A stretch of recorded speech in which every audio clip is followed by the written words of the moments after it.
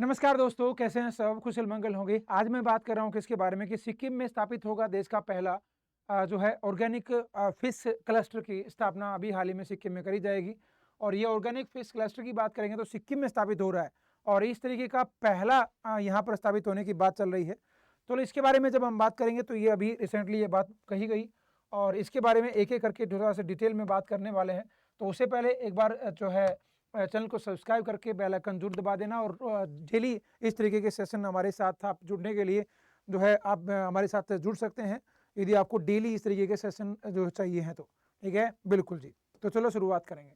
जब हम बात करेंगे तो सेंटर जो है सेंट्रल गवर्नमेंट के द्वारा इसको लॉन्च किया गया है। सबसे पहले मैं बात करूं, central launch is country's first organic fish cluster in Sikkim. तो सिक्किम में स्थापित किया गया। ये वही सिक्किम है जिसको आप ऑर्गेनिक स्टेट के रूप में भी नाम लिया जाता है। पहला ऐसा जैविक जो है खेती करने वाला राज्य माना जाता है जिसके 100% किसान जो है जैविक खेती करते हैं, जिसके 100% किसान जो है वो जैविक खेती करते हैं। ऐसा करने की जब बात आती है तो वो ये वही जो है खेती करते हैं। ऐसा राज्य जो है, ऐसा स्टेट है वो है सिक्किम।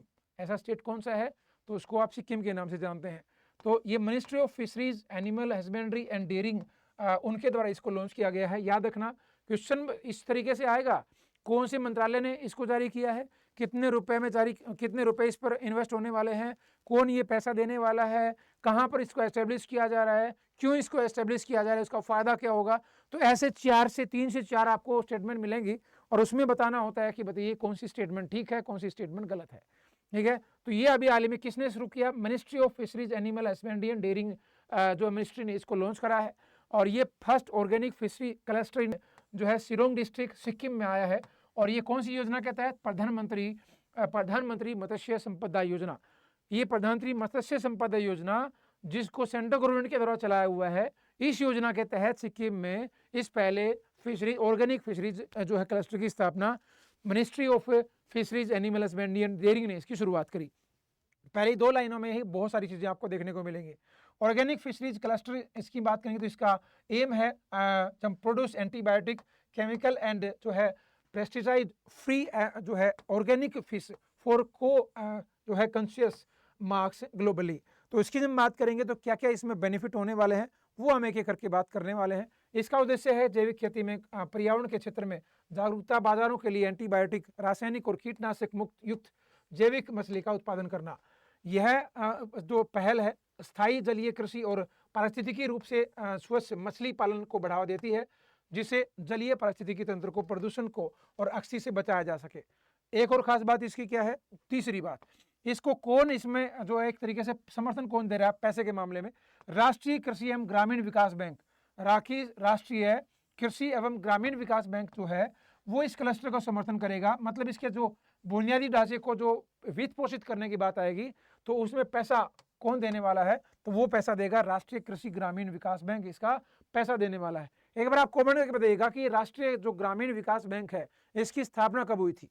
राष्ट्रीय कृषि एवं ग्रामीण विकास बैंक की बात करेंगे तो उसकी स्थापना कब हुई थी, ये एक बार मुझे आप कमेंट करके बताइएगा। जिसको बोलते हैं national bank for agriculture and rural development की जब हम बात करेंगे तो, जिसको आप किस नाम से जानते हो? जिसको आप नाबार्ड के नाम से जानते हैं या कुछ और नाम से? बताइए, ये इसको पैसा देने वाला है जब इसकी जब हम बात करेंगे तो। दूसरा, सिक्किम एक जैविक राज्य है, आप जानते भी होंगे, जैसे मैंने बताया सिक्किम भारत का पहला पूर्ण जैविक राज्य बन गया है जिसने राष्ट्रीय जैविक उत्पादन कार्यक्रम के तहत लगभग 75,000 हेक्टेयर भूमि को प्रमाणित जैविक प्रथाओं में परिवर्तित कर दिया। मतलब लगभग हम बात करेंगे तो 75,000 हेक्टेयर भूमि पर इन्होंने क्या किया है? जैविक खेती इन्होंने करी है। और उसके लिए ऐसा करने वाला पूरे देश भर का पहला राज्य बना है जिसके यहाँ 100% जो 100% किसान क्या करते हैं? खेती करते हैं। ये बड़ी काम की चीज़ें इसमें है। दूसरा, जब मैं प्रधानमंत्री जो है संपदा मत्स्य संपदा योजना की बात करूं, इसमें 20,050 करोड़ रुपए का निवेश करके स्थायी प्रथाओं के माध्यम से इस योजना की शुरुआत करी गई थी। इसमें इस योजना को जो लिया गया शुरुआत में 2020-21 से लेकर के 2024-25 तक इसको पूरे देश में लागू किया गया था। जब इस प्रधानमंत्री मत्स्य संपदा योजना को 2020-21 से 24-25 तक इसको योजना को लागू किया गया था, 20,050 करोड़ रुपए इसके लिए इन्वेस्ट करने की बात कही गई थी। जब मैं प्रधानमंत्री इस योजना की बात करूंगा, मत्स्य संपदा योजना की, हाल ही में 8 फरवरी 2024 को वित्त वर्ष 23-24 से 26-27 के बीच में लगभग 4 साल के लिए, इस अवधि के लिए रिसेंटली पूरे देश भर में जो है इस योजना को लागू करने की बात कही गई है, जिसमें प्रधानमंत्री मत्स्य किसान समृद्धि योजना भी, सहज योजना भी इसमें शामिल है। इसकी एक केंद्रीय उप योजना भी इसमें शामिल है, प्रधानमंत्री मत्स्य संपदा योजना की।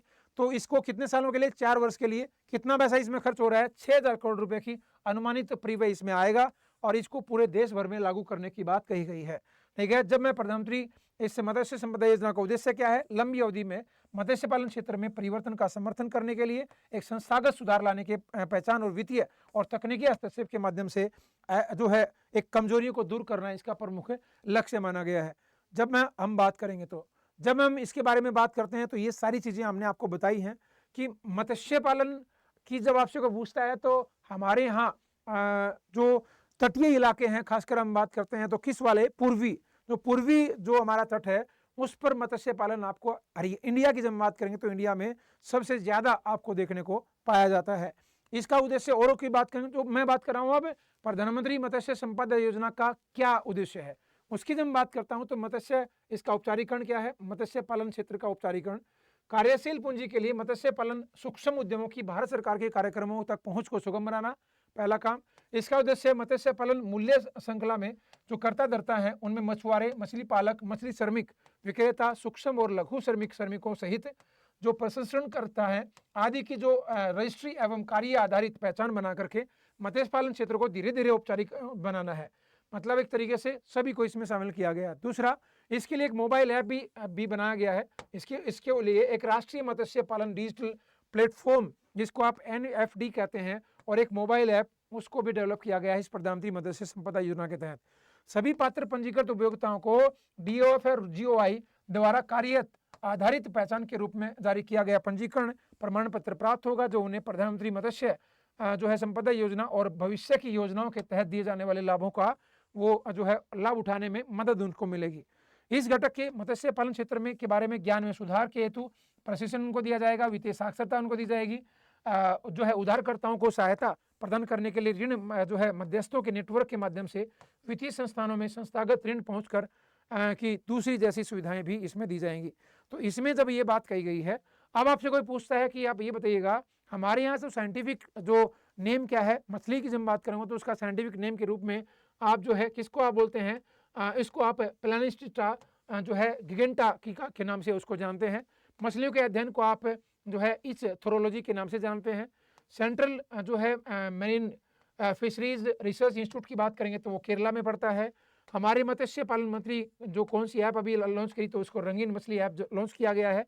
राष्ट्रीय मछली किसान दिवस की बात करेंगे, नेशनल फिश फार्मर डे कब मनाया जाता है? प्रत्येक 10 जुलाई को हम मनाते हैं। सिक्किम की स्टेट फिश केटली की बात करेंगे तो जिसको आप कुपर मसीर के नाम से जाना जाता है, भारत में ऑर्गेनिक फार्मिंग को अपनाने वाला पहला जो राज्य बना है तो उसकी जब बात करेंगे तो उसको आप सिक्किम कहेंगे। ऑर्गेनिक केंद्र शासित प्रदेश जो पहला कौन सा था? यदि मैं ऑर्गेनिक खेती की बात करता हूं तो उसको अपनाने वाला पहला राज्य जिसने संपूर्ण तरीके से अपने यहाँ जैविक खेती करते हैं वो सिक्किम है। लेकिन यूनियन टेरिटरी की बात करूंगा तो उसमें लक्षद्वीप का नाम लेते हैं। गुजरात की स्टेट फिश कौन सी है? तो बोलेंगे घोल मछली को गुजरात की स्टेट फिश माना जाता है। पूर्वोत्तर का पहला मछली संग्रहालय अरुणाचल प्रदेश में स्थापित किया गया है। और नेशनल एक्वेटिक एनिमल की बात करेंगे जिसको आप गंगा डॉल्फिन कहते हैं, और गंगा डॉल्फिन का जो रिसर्च सेंटर स्थापित किया गया है तो उसकी बात करेंगे तो वो बिहार में स्थापित किया गया, पटना में। तो बिहार पटना में इसका रिसर्च सेंटर स्थापित किया गया गंगा डॉल्फिन का। और हमारी जो राष्ट्रीय जलीय जीव की बात करेंगे जो एक्वेटिक एनिमल जो है इंडिया का, उसको आप गंगा डॉल्फिन के नाम से जानते हैं। ये तीनों चारों चीजें आपको इसके बारे में पता होना चाहिए। ठीक है, तो रिसेंटली अभी हाल ही में पहला ऑर्गेनिक फिश जो है एक तरीके से क्लस्टर स्थापित किया गया तो वो हुआ है सिक्किम में। ये वही सिक्किम है जहां के पवन कुमार चामलिंग सीएम हुआ करते। इंडिया में किसी भी राज्य के सबसे लंबे समय तक सीएम रहने का रिकॉर्ड उनके नाम ही है, पवन कुमार चामलिंग के नाम। दूसरा नंबर नवीन पटनायक आता जो उड़ीसा के सीएम रहे हैं, और तीसरा आता ज्योति बसु जो पश्चिम बंगाल के सीएम रहे हैं। ये वही सिक्किम है जहां पर नाथुला दर्रा है जिसको रेशम मार्ग के नाम से भी जाना जाता है, जो जहां से हम चाइना को जो जोड़ने का काम करता है, सिक्किम को तिब्बत या चीन से जोड़ने का काम रेशम मार्ग करता है। ये मतलब नाथुला दर्रा करता है, जिसको भारत पाक जब चीन की लड़ाई हुई तो 1962 में इसको बंद कर दिया गया। रिसेंटली 2005-06 में इसको दोबारा खोला गया है। जब मैं सिक्किम की बात करता हूं तो कंचनजंगा राष्ट्रीय उद्यान भी यहाँ पर पड़ता है, क्योंकि कंचनजंगा एक चोटी है, उसी के नाम से इसका नेशनल पार्क का नाम है। कंचनजंगा जो भारत के हिस्से में जो हिस्सा आता है वर्तमान में उसमें सबसे ऊंची चोटी कहेंगे। वैसे आप कोटी K2 या गोडविन ऑस्टिन को सबसे ऊंची चोटी कहते हैं इंडिया में, लेकिन वो वर्तमान में पाकिस्तान और कोबाडी कश्मीर में उसका नाम आपके द्वारा लिया जाता है, ये भी आपको पता होगा। जब हम बात करेंगे सिक्किम के बारे में, तो ये सिक्किम जिसकी राजधानी के रूप में आप गंगटोक कहते हैं, 1975 में सिक्किम की स्थापना करी गई थी। 1975 को सिक्किम एक राज्य के रूप में बनाया गया, और ये वही सिक्किम है जिसके साथ भूटान की भी सीमा लगती है, वही सिक्किम है जिसके साथ नेपाल की भी सीमा लगती है। इधर भूटान की सीमा लग रही है, यहाँ की बात करेंगे भूटान के साथ लगती है, यहाँ पर तिब्बत और चाइना लगता है, और इधर की बात करेंगे तो यहाँ पर नेपाल के साथ अपनी सीमा साझा करता है। और नीचे की बात करेंगे तो नीचे आप जो है यहाँ की जब आपसे को पूछता है तो अपने इंडिया में तो डेफिनेटली मिला हुआ ही है। आप एक बार कमेंट करके बताएंगे मुझे, यहाँ पर जो है इसकी सीमा नीचे पश्चिम बंगाल के साथ सीमा लगती है या फिर इसकी सीमा बिहार के साथ लगती है, ये एक बार मुझे कमेंट करके बताना। जो इसकी सीमा कौन से राज्य के साथ लग रही है हमारे यहाँ, बिहार के साथ या पश्चिम बंगाल के साथ, किसके साथ सीमा साझा करता है सिक्किम, ये मुझे कमेंट सेक्शन में चाहिए नीचे। दूसरा एक और इन्फॉर्मेशन आपको दे दूं, ये जो क्लास आज से शुरुआत हो रही है, आज से Haryana study IQ YouTube channel, बिल्कुल जहां पर ये क्लास देख रहे हैं, यहाँ पर इस क्लास की शुरुआत हो रही है। हरियाणा CT के लिए जब हम बात करेंगे तो 60 दिन 60 क्लास होने वाली हैं, शाम को 6 बजे। इस सेशन के साथ मेरे जरूर जुड़ना बेटा। दूसरा, ये इसकी शुरुआत हो चुकी है, मतलब नेशनल और GK और स्टडी GK का मॉक टेस्ट नंबर 1 मैं लेके आया आज, और दोपहर 12 बजे इस सेशन को मैंने शुरुआत करी, और इसकी शुरुआत आज बहुत बढ़िया शुरुआत रही। जाकर के सेशन को देखेंगे तो मजा आएगा। तो इसके लिए 12 बजे नेशनल GK और स्टडी GK होगी, और शाम को 6 बजे हम हरियाणा GK पढ़ने वाले हैं। तो मेरे साथ जरूर जुड़ना बेटा इस सेशन के साथ जब हम बात करेंगे तो, ठीक है।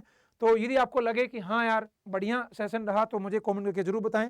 और दूसरा मैं एक और आपको बताना चाहता हूं, यदि आप चाहते हो हरियाणा में आप तैयारी कर रहे हैं और हरियाणा PCS की आपको तैयारी कर रहे हैं, तो हरियाणा इसके लिए हरियाणा PCS के लिए जो बैच है, कौन सा फाउंडेशन निश्चय बैच नंबर 2, वो उसकी शुरुआत हो चुकी है, और इसमें 10 तारीख लास्ट डेट में भी एडमिशन लेने की जहाँ तक मुझे बताया गया।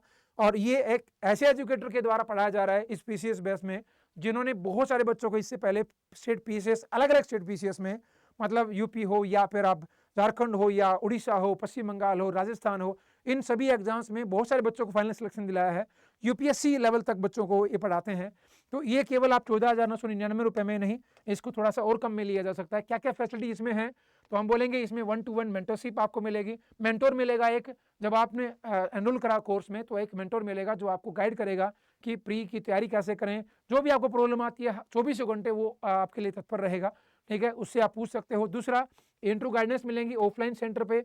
जब हम बात करेंगे यहाँ पर आप ऑफलाइन ना करके, आप जब आपका मेंस क्रैक हो जाता है तो आप मॉक इंटरव्यू यहाँ पर दे सकते हैं, और मॉक इंटरव्यू के लिए बहुत बढ़िया एक सेशन जो है यहाँ पर होंगे। और मॉक इंटरव्यू वो लेते हैं, मॉक इंटरव्यू जो जिन्होंने एक्चुअल में SPSC की तरफ से इंटरव्यू लिए हैं, वो पुराने जो रिटायर्ड ऑफिसर्स होते हैं उनको द्वारा मॉक इंटरव्यू आपको दिया जाता है। रेगुलर टीचर्स और आपकी बच्चों की जो है मीटअप्स होती हैं, कम से कम हिंदी और इंग्लिश में 1000+ घंटे की लाइव क्लासेज इस बैच में मिलेंगी। प्रीलिम्स के लिए फ्री में मॉक टेस्ट मिलेगा, टेस्ट सीरीज मिलेगी। तो फटाफट जाकर के आप यहाँ फॉर ऑफर अवेलेबल पर क्लिक करेंगे तो ये ऑफर आएंगे, लेकिन यहाँ पर PDK लाइव कूपन कोड लगाना, अप्लाई करना है PDK लाइव, इस कूपन कोड को लगाएंगे तो आप यहाँ पर क्लिक करते ही अप्लाई करते ही यहाँ पर आ जाएगा, और ये आपको 2,999 रुपये कम होकर के लगभग 12,000 रुपये में आप इस कोर्स को ले पाएंगे, एनरोल कर पाएंगे। अभी कभी भी ये फॉर्म निकल सकता है, बाय नाउ करो, और बाय नाउ करके आप किसी भी पैटर्न से यहाँ पर आप पेमेंट कर सकते हैं। तो यदि आपको सेशन अच्छा लगा है तो एक बार मुझे इस सेशन को लाइक करें, शेयर करें, और चैनल सब्सक्राइब जरूर कर लीजिएगा, ठीक है। बहुत बढ़िया HCS के लिए आप तैयारी करना चाहते हो तो मॉर्निंग में सुबह 7 से 8 करंट अफेयर क्लास होती है, और 9 से 10 सुबह ही 9 से 10 हरियाणा GK की क्लास भी मैं लेता हूँ। फटाफट उन क्लासेस के साथ भी जुड़ा करो। आज के लिए इतना ही, bye bye, thank you, have a nice day, Jai Hind, जय भारत, जय हरियाणा।